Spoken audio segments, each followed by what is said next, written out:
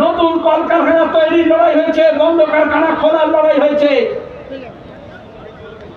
সেই লড়াই আমরা সবাই এক কাটতে ছিলাম।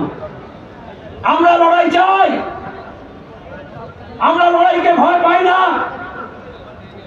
আমরা বলি এ লড়াই লড়তে হবে, আমরা বলি এ লড়াই বাঁচার লড়াই, বাঁচার জন্য প্রতি মুহূর্তে লড়াই করতে হয়। কিন্তু সেই লড়াইটা মন্দির আর মসজিদকে ঘিরে নয়, সেই লড়াইটা হিন্দুর বিরুদ্ধে মুসলমানের না, মুসলমানের বিরুদ্ধে হিন্দুর না। ধর্মের নামে যারা বেসাতি করে, বাংলাদেশের দিকে তাকিয়ে দেখুন, গণপ্রজাতন্ত্রী স্বাধীন সার্বভৌম ধর্মনিরপেক্ষ বাংলাদেশ, সেখানে সংখ্যালঘুদের অত্যাচার হলো কেন হলো? যারা এখানে মারা কান্দি কাঁদছিল, কুমিরের কান্না কাঁদছিল বাংলাদেশের সংখ্যালঘু নির্যাতনের প্রশ্নে, তাদেরকে জিজ্ঞেস করি কি হলো? সন্তান ফুরিয়ে গেল? ইউনূস আর মোদির মধ্যে বৈঠক হলো, আর এখানে সব লেজ তুলে যে হনুমানের দল লাফাচ্ছিল, এখন দু পায়ের পেছনে লেজ গুটিয়ে দিয়ে এখন কি বলছে? এখন মুর্শিদাবাদ দেখাচ্ছে। আমরা মুর্শিদাবাদকে বাংলাদেশের মতো সংখ্যালঘু নিধনের জায়গা হতে দিতে পারি না। কমিউনিস্টদের শরীরে এক বিন্দু রক্ত যতক্ষণ থাকবে আমরা এই দাঙ্গাবাজদের বিরুদ্ধে লড়ে যাব, এই শপথ আমাদের নিতে হবে। আমাদের লড়াই হচ্ছে শিক্ষার জন্য, আমাদের লড়াই হচ্ছে স্বাস্থ্যের জন্য, আমাদের লড়াই হচ্ছে কাজের জন্য, আমাদের লড়াই হচ্ছে আমাদের মা বোনেদের ইজ্জত রক্ষার জন্য, আমাদের লড়াই হচ্ছে মানুষের সঙ্গে মানুষের সম্পৃক্তি গড়ে তোলার জন্য। এই বাংলাকে আমাদের পূর্বপুরুষরা তিল তিল করে গড়ে তুলেছে। এই বিজেপি তৃণমূলের হাতে এই বাংলাকে আমরা সর্বনাশ করতে দেব না। এই শপথ নিয়ে আমাদের ফিরে যেতে হবে। আচ্ছা, সরকারের কাজ কি? ট্রাম চালাবে, ট্রেন চালাবে, গণপরিবহন চালাবে, রেল চালাবে, প্লেন চালাবে, এয়ারপোর্ট চালাবে, বন্দর চালাবে, রেল স্টেশন চালাবে, পোস্ট অফিস চালাবে, ব্যাংক চালাবে। মোদী সরকার বলছে ওইসব আদানি আম্বানি চালাবে। বলে তুমি কি চালাবে? বলে আমি মন্দির চালাবো, আমি মন্দির বানাবো, আর নাহলে আমি ওয়াকফ বোর্ড চালাবো, আমি ওয়াকফ সম্পত্তি রক্ষণাবেক্ষণ করবো। আরে বাবা, যখন ভোট চেয়েছিলে, তোমার ম্যানিফেস্টোতে কথা বলেছিলে, তখন তো বলেছিলে সবকা সাথ সবকা বিকাশ, আর এখন হচ্ছে ধরে ধরে সবকা বিনাশ।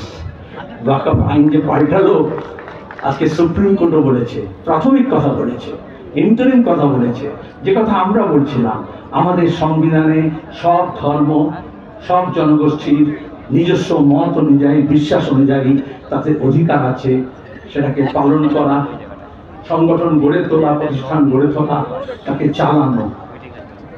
যেমন গুরুদ্বারা চলে, যেমন গির্জা চালানো হয়, যেমন এই যে তিরুপতির মন্দির দেবস্থানম চালানো হয়, তিরুমালা দেবস্থানম চালানো হয়।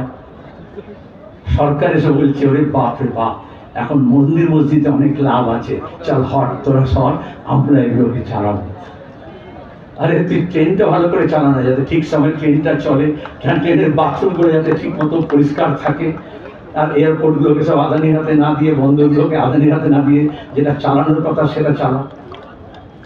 ওরা ট্রেন বেঁচে দিচ্ছে, মমতা ব্যানার্জি কলকাতার ট্রাম ডিপো বেঁচে দিচ্ছে। যা আছে আমাদের কাছে শুনলেন না? বিজেপি বললো কৃষকের আয় দ্বিগুণ করে দেবো, বাবু যত কম পারিষদগণ বলে তার শতগুণ। মমতা বললো আমি তো 3 গুণ করেই দিয়েছি। আর এদিকে কৃষক তার ফসলের দাম পাচ্ছে না, প্রতিদিন লড়াই হচ্ছে। আলু চাষিদের সর্বনাশ হয়েছে, সবজি চাষিদের সর্বনাশ হয়েছে। আমরা বেশি দামে চাল কাটছি, কিন্তু ধান সংগ্রহ করছে না, চাল কল মালিকরা নিচ্ছে, আর তাদের কাছ থেকে সরকার নিচ্ছে। এই তো 2 নম্বরই। হেন জায়গা নেই। নিয়োগ বলুন, এই তৃণমূল সরকারের কোন দপ্তর নেই। চ্যালেঞ্জ দিয়ে বলছি, যেখানে দুর্নীতি হয় না, আর কাটমানি হয় না, তোলাবাজি হয় না। এই বিজেপি প্রথমে সে খুব কাটমানি তোলাবাজি বলছিল, এখন বলছে শুধু ভাগাভাগির ব্যাপার আছে।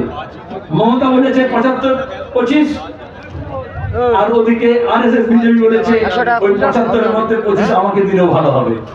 ব্যাস তারপরে আর্থিকর ভুলে যাও, কয়লা পাচার ভুলে যাও, গরু পাচার ভুলে যাও, এই যে বালি পাচার ভুলে যাও, শিক্ষক নিয়োগের দুর্নীতি ভুলে যাও, নারদে যেমন ভুলে গেছো, চিট ফান্ড যেমন ভুলে গেছো। চোখের সামনে আছে। যারা আমরা বলতাম 10 বছর আগে এই ব্রিগেডে বলেছিলাম তৃণমূল কংগ্রেস 2014 মোদী সরকার আসার পরে মুকুল রায়কে দিয়ে বাইপাস করেছে, সরাসরি জয়লাভ করেছে। আর আজকে দাঁড়িয়ে মমতা কি বলছেন ইন্ডোর স্টেডিয়ামে? মোদী ভালো, অমিত শাহ খারাপ। এটা নতুন কথা নয়। একসময় বলেছিলেন বাজপেয়ী ভালো, মালপোয়া খাইছিলেন তার মাকে দিয়ে, আর আদবানি খারাপ। তারপরে 2014 বললেন আদবানি ভালো, প্রধানমন্ত্রী হলে সমর্থন করবো, মোদী খারাপ।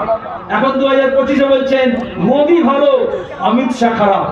লিখে রাখুন 2026 বলবে অমিত শাহ ভালো, যোগী খারাপ। এটাকে বলে কম্পারেটিভ অ্যাকসেপ্টেন্স, তুলনামূলক গ্রহণযোগ্যতা। তাহলে একজনকে খারাপ বলতেন সেটা নয়, অন্যজনকে বার্তা দিচ্ছেন মোর নাম এই বলে খ্যাত হোক, আমি তোমাদেরই হোক। তাহলে আমরা অনেক আগে থেকেই জানতাম, এই জন্য মানুষকে বলছি ওদের এই হুজুগে আপনারা পা ফেলবেন না।